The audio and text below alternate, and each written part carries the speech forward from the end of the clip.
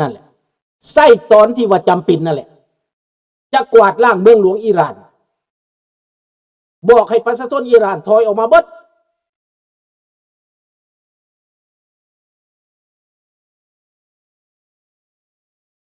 แม่แล้วประเทศโอมานเนาะซอยเนาะดังนั้นพี่น้องข้าพเจ้าว่าสงครามนี้ยังบ่ได้จบเด้แต่อเมริกาซอยอิสราเอลทำลายตัดหัวให้แล้วอิสราเอลจะเฮียกห้องหลายก็บ่ได้เจ้าอยากให้คอยซอยเจ้านะเจ้าก็ต้องซอยคอยคือกันซอยหาการเมื่อให้คอยในอเมริกาให้คอยเลือกได้พวกคนยิ่วทั้งหมดในอเมริกาต้องซอยมันต้องซอยโดนัลด์ทรัมป์เด้นั่นมันมีข้อแลกเปลี่ยนกันได้ทรัมป์นี่บอกว่าคอยซอยเจ้ามาขนาดนี้แล้วคอยทุ่มไปเท่าใดแล้วมีบางคนว่าอเมริกามืดอาวุธแล้วว่าสั่นโอ้ยพี่น้องเอ้ยมึงเอาคำใดมาเว้าอเมริกามืดอาวุธว่าสั่นข้าพเจ้าไปมาซาชูเซตส์นี่นะอาวุธอเมริกาป๊าดตัวเขาผลิต24 ชั่วโมงพี่น้องลูกปืนใหญ่ลูกจรวดอเมริกาเป็นประเทศผลิตสงครามเฮ็ดได้จังว่ามืดอาวุธว่าสั่นหมดแล้วอาวุธหมดแล้วอเมริกานี่ว่าซั่นบ่มีจรวดบ่มีเจแดมมันน่าล้นสางเจแดมมันเป็นอาวุธรุ่นเก่าเอามาติดปีกเพื่อว่าจะใส่ทิ่มเพราะว่าคันเอาไว้ก็ต้องเลยไปทำลายทิ่มอยู่ดีถ้ามันเกินกำหนดแล้วมันหมดได้แล้วมันแล้วต้องไปจูดทิ่มได้เงินอาวุธอเมริกาบ่คือประเทศอื่นได้ดังนั้นเขาเอาอาวุธเก่าไปทิ่มใส่แล้วเขาสร้างอาวุธใหม่ขึ้นมาเพื่อเตรียมใส่สงครามโลกข้างหน้าอเมริกาเขาเป็นประเทศผลิตเตรียมสงครามเห็นได้จะไปโฆษณาว่าเขาเบิดอาวุธแล้วพี่น้องคนไทยเฮาก็สร้างเว้าพี่น้องจริงครับ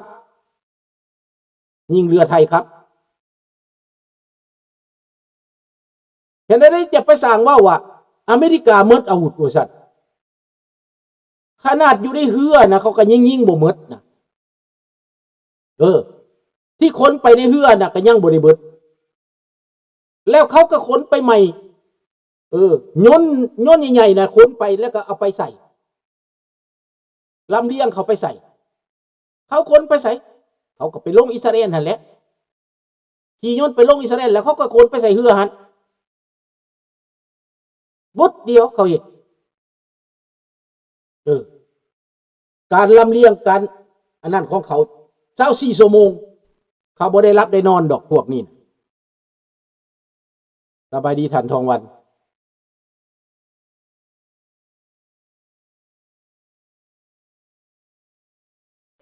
มีแต่สื่อจีนอยู่ในไทยว่าอเมริกาเมิดอาวุธว่าซั่นข้าพเจ้าก็งงที่ได้พูดมันเอาคำไหนมาเว้ามันใส่สันปั้นแต่ง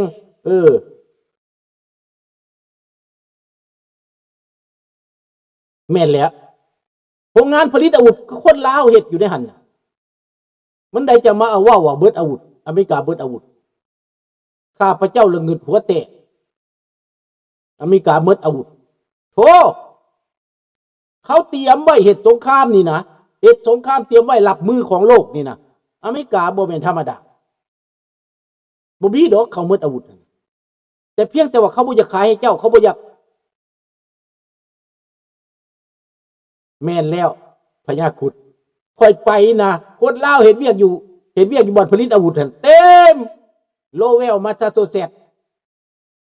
แล้วแม่นี่อีกทุกหลัดอีกได้บ่แม่นแต่หลัดเดียวได้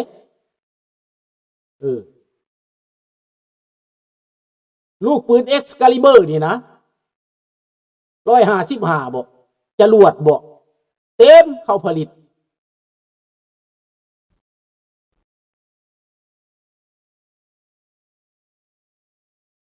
เมกาว่าเห็นนักข่าวไทยคนหนึ่งบอกว่าผู้นำแคนาดาไปจับมือกับจีนเขาไปค้าขายอันนั้นมันโมเมนต์แต่เดียวนี้เขาไปแต่โดนเขาไปค้าขายก็ยังว่าสินค้าแคนาดาไปผลิตอยู่จีนพูนนี่โรงงานหน้าบ้านข้าพเจ้าดีนะเอาไปผลิตอยู่จีน ยังจะผลิตอยู่จีนราคามันถูกและเขาผลิตอยู่จีนแล้วเอามาสอบอยู่นี้ก่อนที่ส่งออกตลาดนั่นน่ะนี่โรงงานเสื้อสูทเสื้อแวดอยู่หน้าบ้านบนเมียเขาไปเจ้าทำงานนี่นะโรงงาน8,800เขาห้องคนลาวห้องว่า88มีคนงาน 3-4,000 คนเขาเฮ็ดหยังเดี๋ยวนี้เหลือ 2,000 คนเขาตัดออกเพื่อแปลงที่มันพิษมาจากจีนบอกยิบไผ่มายิบบดีบอกผงบดีบอกเขาก็มาแปลงคันแปลงบดีแล้วเขาก็ขายถึกสุดอันเดียวกันแต่ว่าคันมันมีเดโฟน้อยนึงเขาก็ขายลดลงมาครึ่งค่านอกจากนั้นก็ส่งออกสุดละ500สุดละ1,000ก็มีขายออกนะสุดละ300 400เห็นบ่เสื้อสูทนั่นน่ะ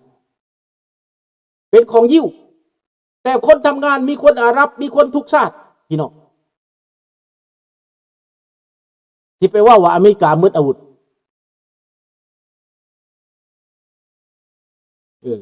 อันนั้นแหละเขาห้องว่าบิดเบือนเขาก็ว่าไปเขาก็มีสิทธิ์ว่าน้องธนพร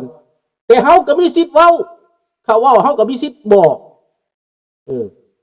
บอกให้เอาบุญนี่แหละและเขาเข้าใจกันแล้วบ่บาดนี้ว่าเขาสิว่ายกเว้นประเทศไทยว่าซั่นว่าเข้าข้างเขาสิยกเว้นบ่มีทางเขาสิยกเว้นเจ้าต้องรู้จักว่าทหารไทยในประเทศไทยก็เฮ็ดสงครามต่อต้านพวกอยากแยกดินแดนมุสลิมอยู่ในไทยมันสิไปยกเว้นจังไดล่ะและพวกที่ว่าไปเฮียนอยู่อิหร่านน่ะก็มันก็มานั่งเป็นคอมเมนเตอร์อยู่ในสถานีต่างๆหั่นแล้วเพิ่นสิจับบ่ได้ไผสิเบิ่งบ่ได้เบิ่งออกเบิดภาษานี่เฮาเบิ่งออกเนาะแต่คนไทยสิเข้าใจหรือบอกเป็นอีกเรื่องนึงข้าพเจ้าคิดว่าข้าเจ้าเข้าใจแต่ข้าเจ้าบ่อยากเว้าแต่เฮานี่แห้งเข้าใจแหละเพราะเฮาอ่านทั้งสองฝ่ายนี่สบายดีพี่ทักดังนั้นเฮาเห็นแจ้งแล้วเห็นแจ้งว่าเจ้าสิเอาใจเขาปานใดโจรมันก็คือโจรศัตรูคือศัตรูคือลุงเว้ามาตลอดเจ้าเฮ็ดน้ำเหล้าแดงแต่เหล้าแดงนั้นหวังทำลายม่างเพกัดกงจักของเจ้าเขาไม่ได้หวังสิมาเปิดเซิร์ฟกับเจ้าไหนเขาหวังสิแทรกซึมความคิดเจ้าผุด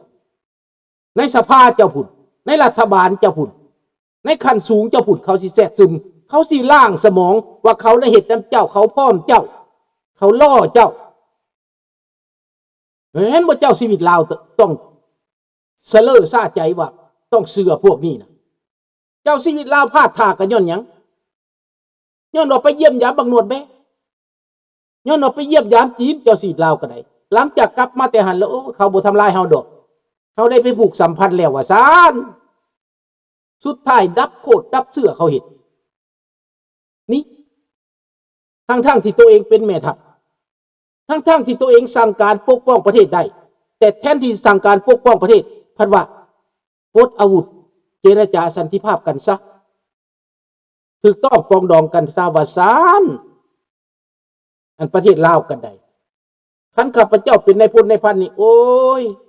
ข้าพเจ้ารับบ่ได้ดอกอันนี้แต่ว่าข้าพเจ้าเกิดบ่ทันซื่อๆเด้อใหญ่บ่ทันบ่แม่นเกิดบ่ทันใหญ่บ่ทันแต่ฮู้จักเหตุการณ์ปลดอาวุธบัดศัตรูพันบ่ได้ปลดอาวุธ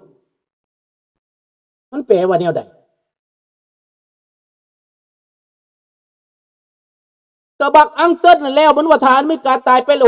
60,000เขาตาย7 คนความจริงน่ะแต่มันว่าตาย60,000โอ้ยจะเป็นมันตาบอดหูหนวกพี่น้องกระบักอังเติ้ลน่ะบักอันนั้นแล้วบักพี่บ้าแขกบ่เต็มแล้วบักเจ๊กโคกนั่นแหละบักลูกเฮียของรัสเซียนั่นแหละ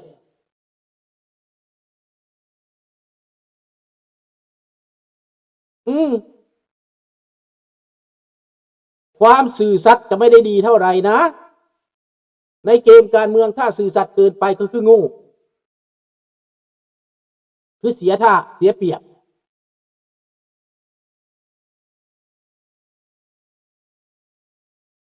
แม่นแล้วคำสงครามนี่บ่มีปณิประนอมเหตุแบบอิสราเอลกับอเมริกาเหตุนั่นน่ะเด็ดหัวมันโลดนี่คำว่าสงครามคำว่าศัตรูน่ะ อันนี้เขาเป็นคอมมิวนิสต์เขาเป็นปรปักษ์ต่อพระราชาไทยนะเพิ่นพัดว่าเป็นมิตรเขาลิ้นเกมตัวนี้เพิ่นว่าเพิ่นเป็นมิตรกับเขาได้ในเลิกๆแล้วเขาหัวขวัญเจ้าอยู่น้องธนพรจำได้ไหมพอหน้าเลี้ยงงูเห่านะเห็นงูเห่าใกล้จะตาย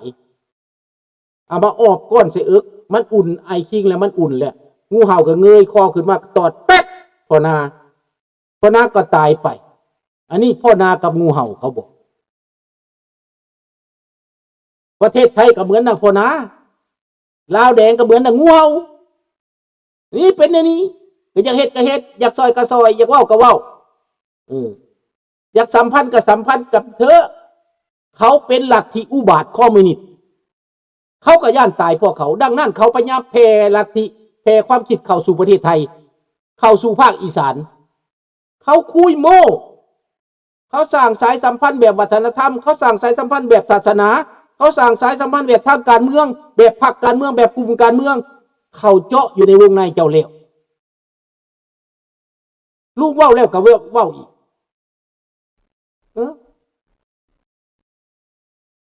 เพิ่นจะเสือกับเสือเพิ่นสิบ่เสือกับบ่เป็นหยังแต่ข้าพเจ้าก็เว้าให้ฟังเพราะข้าพเจ้านี่พบมาแล้วเห็นมาแล้ว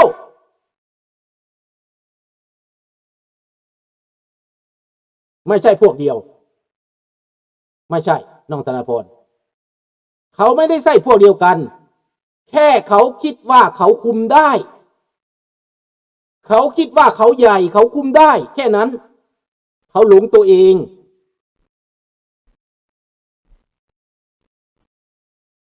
มันเป็นเท่านั้นเพิ่นคิดว่าเพิ่นคุมได้เบิดแล้วเมืองลาวนี่เจาะตับเจาะไตเขาเบิดแล้วแต่ทางหลังของเขาเป็นไผล่ะทางหลังของเขาเป็นจีนทางหลังของเขาเป็นรัสเซียการเมืองของเขาวางแผนเลิกซึ่งได้เขาวางแผนได้เอาแบบกัดได้เอาแบบหักหลังได้เอาแบบทรยศได้เขาเห็นได้เขาแทรกซึมเข้ากลุ่มการเมืองเจ้าเขาแทรกสร้างกับประชาชนเจ้าเขาแทรกแซงเข้ามหาลัยเจ้าการแทรกซึมนี่น่ะลาวแดงต่อสู้กับพระราชาลาวแต่สมัยก่อนคือกันมันสู้ทางอาวุธบ่ได้มันหลบโดยตรงบ่ได้มันก็เข้ามาในวงในเข้ามาสร้างสายสัมพันธ์ผูกพี่ผูกน้องผูกเสี่ยวผูกสหายหลังจากนั้นก็ยั่วน้อยยั่วใหญ่ยั่วน้อยยั่วใหญ่แล้วก็สวยโอกาสแล้วก็ให้ความหวังว่าเจ้าจะได้เป็นนั่นเจ้าจะได้เป็นนี่เจ้าจะได้เป็นใหญ่ก็ย่องว่าเจ้าจบเจ้างามย่องว่าเจ้าเก่งเจ้าก็ตายใจมันเป็นระบบของคอมมิวนิสต์สวยใส่ศาสนาจะแผ่ขยายไปทั่วโลกคุณเขาอบรมก่อนได้จังส่งออกมาได้ดังนั้นข้าพเจ้าจึงเปิดตาเปิดใจคนลาวทั่วนอกในบึงศาสนานั้นเดี๋ยวนี้บ่แม่นศาสนาแบบได้บุญได้กุศลเด้อศาสนาคู่มือนี้เป็นศาสนาธุรกิจเป็นศาสนาการเมืองเป็นศาสนาที่วางแผนทางกฎหมายทางการเมืองที่จะล้มล้างฝ่ายอื่นบ่แม่นศาสนาสิได้บุญได้กุศลเนี่ยเด้อบ่ได้แม่นเด้อ